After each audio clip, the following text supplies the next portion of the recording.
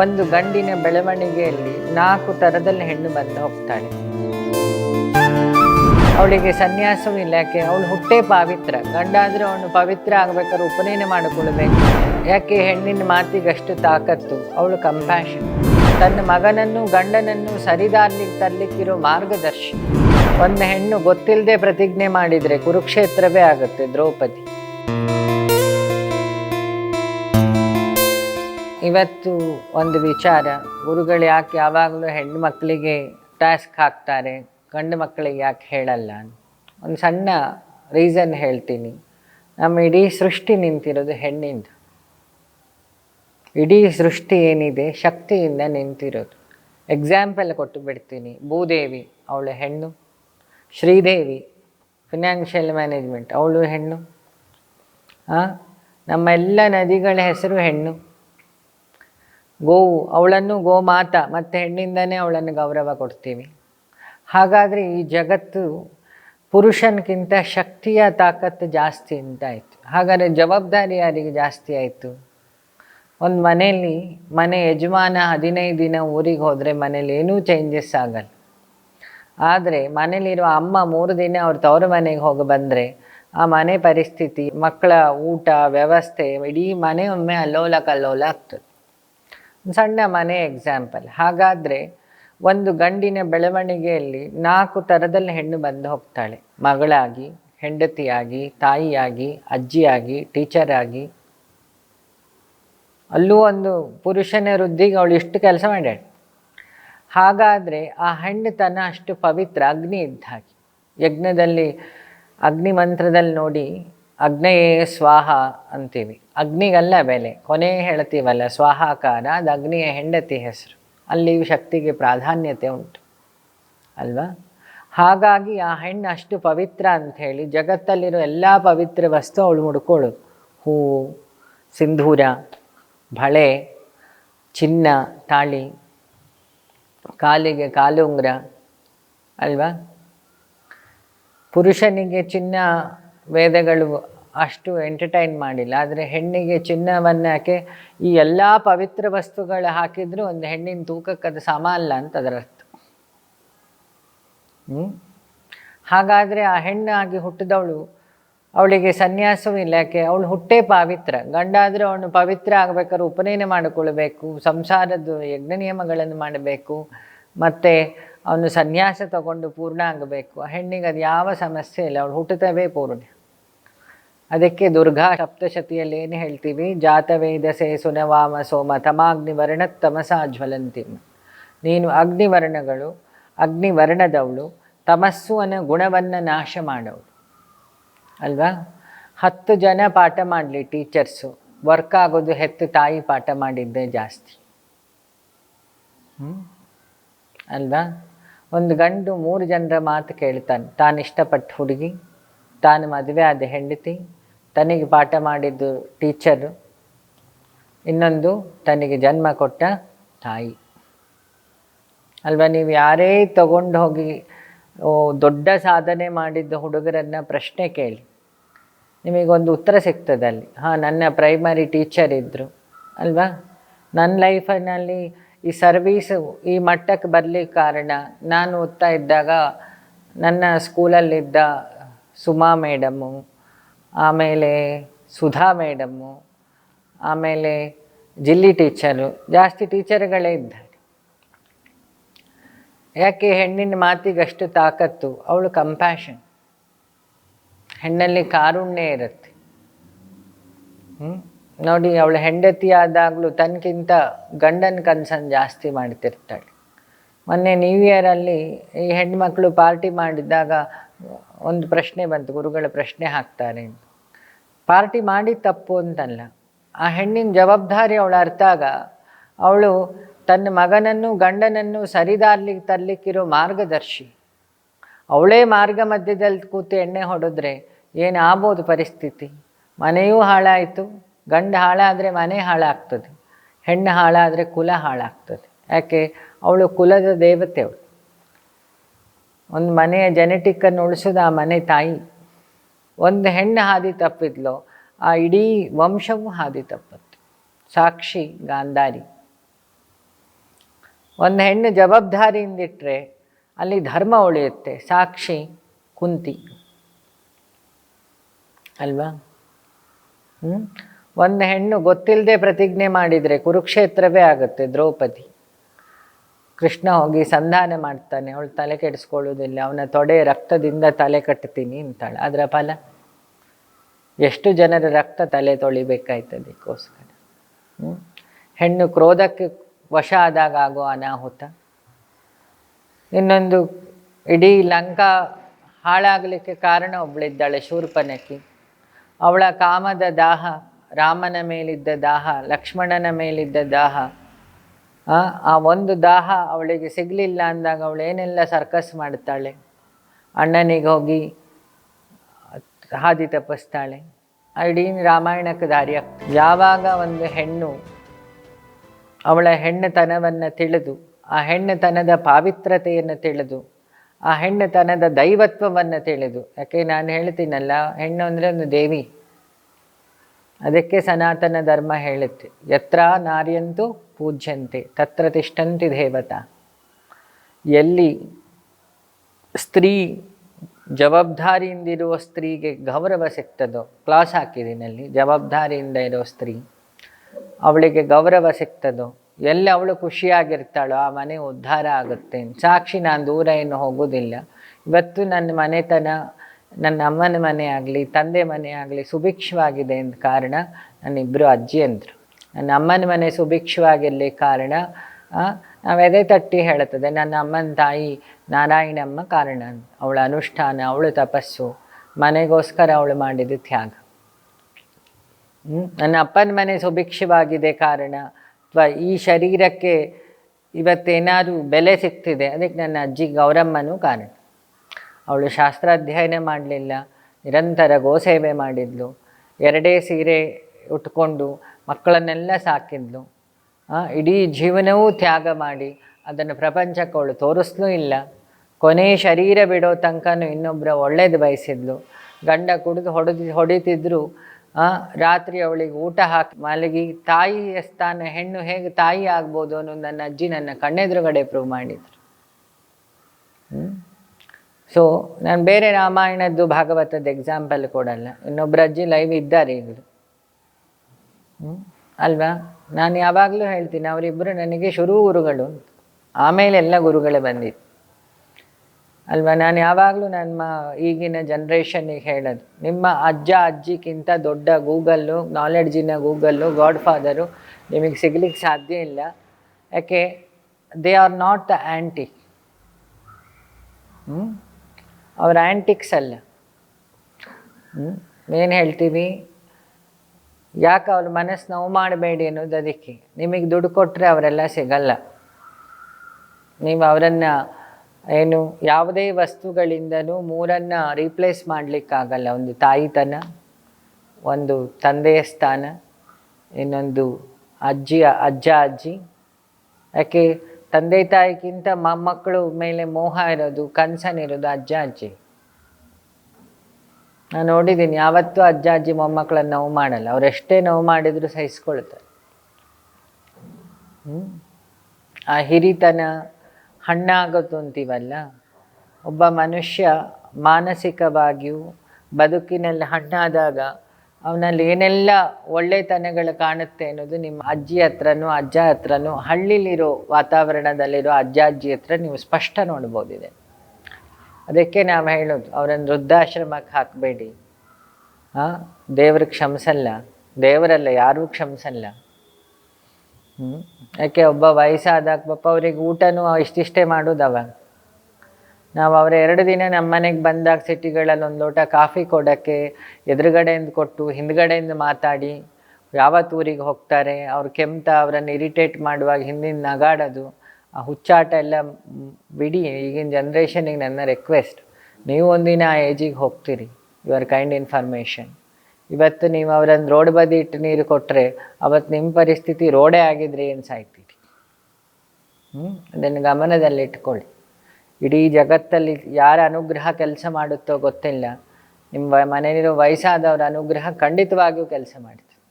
ಮನುಷ್ಯ 2 ಸಲ ಮಗು ಆಗ್ತಾನೆ, ಒಂದು ಅವನು ಹುಟ್ಟಿದಾಗ, ಇನ್ನೊಂದು ವಯಸ್ಸಾದಾಗ. ಎರಡೂ ಟೈಮಲ್ಲಿ ಅವರಿಗೆ ಇನ್ನೋಸೆನ್ಸ್ ಇರುತ್ತೆ.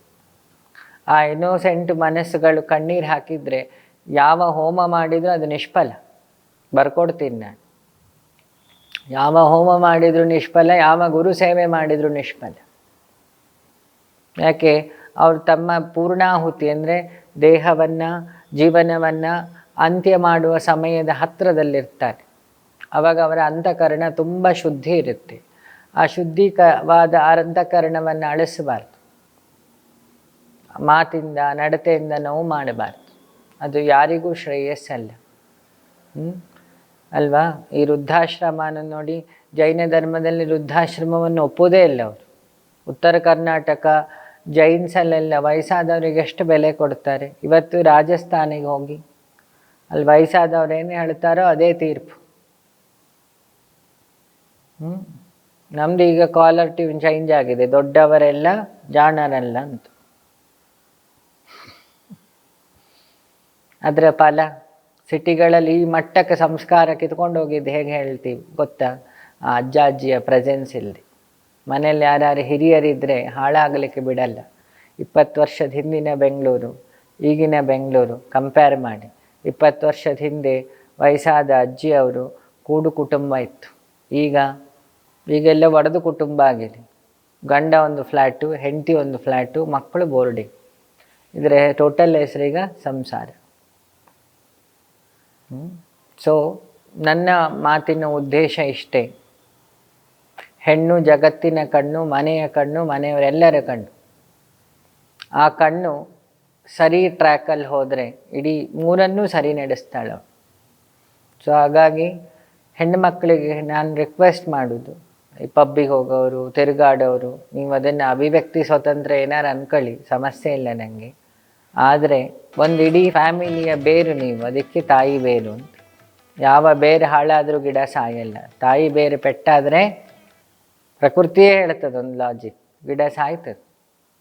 ಯಾವಾಗ ಮನೆಯಲ್ಲಿರೋ ಹೆಣ್ಣು ತಾಯಿ ಬೇರು ಸಣ್ಣ ವ್ಯತ್ಯಾಸ ಆಗ್ತಾಳೋ, ಆ ಮನೆಯ ಎಲ್ಲ ವ್ಯವಸ್ಥೆಯು ವ್ಯತ್ಯಾಸ ಆಗ್ತದೆ. ಎಲ್ಲ ರಂಗದಲ್ಲಿ, ಫಿನಾನ್ಸ್ ಇರ್ಬೋದು, ಮನೆಯ ಸಂಬಂಧಗಳಿರ್ಬೋದು, ಪೂಜೆ ಪುನಸ್ಕಾರಗಳಿರ್ಬೋದು, ಆರೋಗ್ಯ, ಅಡುಗೆ ಮನೆ ಎಲ್ಲವೂ ಡಿಪೆಂಡೆಂಟ್. ಹೇಗೆ ಇಡೀ ಮನೆ ಕರೆಂಟ್ ಅನ್ನೋ ಶಕ್ತಿ ಮೇಲೆ ಡಿಪೆಂಡ್ ಆಗಿದೆ, ಇಡೀ ಸೃಷ್ಟಿ ಮನೆ ಹೆಣ್ಣು ಅನ್ನೋ ಒಂದು ಶಕ್ತಿ ಮೇಲೆ ಡಿಪೆಂಡ್ ಆಗಿದೆ.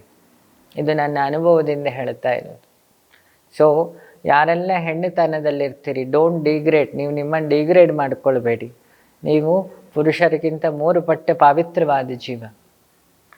ಗಂಡನ ಪ್ರಾಣ ತಂದ ಸಾವಿತ್ರಿ ಇದ್ದಾಳೆ ಬಿಟ್ಟರೆ, ಸಾವಿತ್ರಿ ಪ್ರಾಣ ತಂದ ಗಂಡ ಇನ್ನೂ ಇಲ್ಲಿಲ್ಲ ಈ ಪ್ರಪಂಚದಲ್ಲಿ. ಅಲ್ಲೇ ಅರ್ಥ ಮಾಡ್ಕೊಳ್ಳಿ ಹೆಣ್ಣಿನ ತಪಸ್ಸಿಗೆ ಎಷ್ಟು ತಾಕತ್ತು ಅಲ್ವಾ. ನಾವೆಲ್ಲ ಸಾವಿತ್ರಿ ಕತೆ ಕೇಳಿದ್ದೀವಲ್ಲ. ಯಮನ ಹತ್ರ ಹೋಗಿ ತನ್ನ ತಪೋಬಲ, ಪಾತಿರತ್ಯದ ಬಲದಿಂದ ಗಂಡನ ಪ್ರಾಣ ಕೊಟ್ಟ ಸಾವಿತ್ರಿ ನಮ್ಮ ದೇಶದಲ್ಲಿದ್ದಾಳೆ. ಸಾವಿತ್ರಿಯ ಪ್ರಾಣ ತಂದ ಗಂಡಂದ್ರು ಯಾರಿಲ್ಲ. ಸೀತೆಗೆ ಹೋರಾಡಿದ್ದ ರಾಮ ಇದ್ದಾನೆ. ಯಮನ ಹತ್ರ ಹೋರಾಡಿದ್ದ ಪುರುಷ ನಾನು ಹೆಣ್ಣಿಗೋಸ್ಕರ ನೋಡಲಿಲ್ಲ. ಆದರೆ ಹೆಣ್ಣಿನ ತಪಸ್ಸು, ಯಮನೂ ಹೆದರ್ತಾನೆ ಆ ತಪಸ್ಸಿ. ಆ ಸ್ತ್ರೀ ಧರ್ಮ ಅಂತ ಶಾಸ್ತ್ರ ಹೇಳುತ್ತದೆ. ಸ್ತ್ರೀ ತತ್ವ, ಸ್ತ್ರೀ ಧರ್ಮ, ಇದನ್ನು ಎಚ್ಚರದಿಂದ ಪ್ರೌಢ, ನಾನೊಂದು ಹೆಣ್ಣು, ನಾನೆಲ್ಲರಿಗೂ ಆಧಾರವಾದವಳನ್ನು ಏನು ಗರ್ವ, ಜವಾಬ್ದಾರಿ ಇಟ್ಕೊಂಡು ನೀವು ಬದುಕಿ ನೋಡಿ ನಿಮ್ಮ ಮನೆ ಏನಾಗ್ತದೆ ಆಮೇಲೆ. ಸಮಾನತೆಯನ್ನು ನಾನು ಹೇಳಿದ್ನಲ್ಲ, ಹೆಣ್ಣು ಗಂಡು ಸಮಾನ ಅನ್ನೋದು ವೇದಗಳಲ್ಲೇ ಇದೆ. ವೇದಗಳಲ್ಲಿ ಹೆಣ್ಣಿಗೆ ಸ್ವಲ್ಪ ಜಾಗ ಜಾಸ್ತಿ ನಂಗೆ ಗೊತ್ತಿದ್ದೆ, ಶಾಸ್ತ್ರಗಳಲ್ಲಿ. ಈಗಿರೋ ಮಧ್ಯದ ನಾನು ಹೇಳ್ತಿಲ್ಲ ನೋಡಿ. ಸನಾತನ ಧರ್ಮ ಒಂದು 4-5 ಸ್ಟೇಟ್ಮೆಂಟ್ ಕೊಡ್ತೀನಿ. ಈಗಿನ ಮಧ್ಯದಲ್ಲಿ ಏನೇನು ಕಾಳುಮೆಣಸು ಮಿಕ್ಸ್ ಆಯಿತೋ ನಂಗೆ ಗೊತ್ತಿಲ್ಲ. ಶುರುವಲ್ಲಿ ಹೆಣ್ಣನ್ನು ಯಾವ ಜಾಗದಲ್ಲಿ ನೋಡ್ತಾ ಇದ್ರು ಅಂತ. ನಮ್ಮ ಇಡೀ ಯೋಗ ವಿದ್ಯೆ ಫಸ್ಟು ಪಾಠ ಮಾಡಿದ್ದು ಪಾರ್ವತಿಗೆ ಮೇಲಿನ ಲೋಕದಲ್ಲಿ. ಕೆಳಗಡೆ ಲೋಕದಲ್ಲಿ ಅದು ಪಾಠ ಆಗಿದ್ದು ಇವಳು ದೇವಹೂತಿಗೆ. ಕಪಿಲ ಮಹಾಮುನಿ ಅವತಾರದಲ್ಲಿ ವಿಷ್ಣು ದೇವಹೂತಿಗೆ ಯೋಗ ವಿದ್ಯೆ ಉಪದೇಶ ಮಾಡ್ತಾನೆ. 2 ಆಯಿತು. ನಮ್ಮ ಸನಾತನ ಧರ್ಮದಲ್ಲಿ ಮಹಾಯಾಜ್ಞಿಕರು, ಯಜ್ಞಕರ್ಮವನ್ನು ತಿಳಿದವರು 2 ಹೆಂಗಸರಿದ್ದರು, ಗಾರ್ಗಿ ಮತ್ತು ಮೈತ್ರೇಯಿ, ಯಾಜ್ಞವಲ್ಕ್ಯರ ಹೆಂಡತಿಯರು. ಇನ್ನೂ ಒಂದು ಹೆಜ್ಜೆ ಕೆಳಗೆ ಬರುವ. ರಾವಣನಿಗೆ ಶಿವ ಪೂಜೆಗೆ ಇಂಪ್ರೆಸ್ ಮಾಡಿದ್ಯಾರು? ಅವನ ತಾಯಿ, ನಂಗೆ ಗೊತ್ತಿದ್ದೆ. ಅವನ ತಾಯಿಯ ಶಿವಪೂಜೆ, ಮೃತ್ರಿಕಾಲಿಂಗದಲ್ಲಿ ಮಾಡೋ ಪೂಜೆಯನ್ನು ನೋಡಿ ಇಂಪ್ರೆಸ್ ಆಗಿ ಅವ ತಪಸ್ ಮಾಡಿದ ಅಲ್ವಾ. ಶಿವಾಜಿ ಅನ್ನೋ ಕಂಟೆಂಟನ್ನು ಪ್ರಪಂಚ ಕೊಟ್ಟಿದ್ಯಾರು? ಅಂಥ ವ್ಯಕ್ತಿತ್ವವನ್ನು ಜಗತ್ತಿಗೆ ತಂದಿದ್ದ ಅವಳ ತಾಯಿ. ನೀವು ಹೆಂಗೆ ಆ್ಯಂಗಲ್ ಹಾಕಿ ನೋಡಿದ್ರು ಎಲ್ಲ ವಿದ್ಯೆ ಮೂಲ ಹೆಣ್ಣತ್ರನೇ ಬರುತ್ತೆ. ಇಡೀ ಜಗತ್ತನ್ನು ಪವಿತ್ರಗೊಳಿಸೋ ಮಂತ್ರ ಗಾಯತ್ರಿ, ಹೆಣ್ಣಿನ ಮಂತ್ರ. ನೆಕ್ಸ್ಟು ಇಡೀ ಜಗತ್ತಿಗೆ ಧನವನ್ನು ಕೊಡೋ ದೇವತೆ ಲಕ್ಷ್ಮಿ. ಇಡೀ ಜಗತ್ತಿಗೆ ಶೌರ್ಯವನ್ನು ತೋರಿಸೋ ದೇವತೆ ದುರ್ಗಾ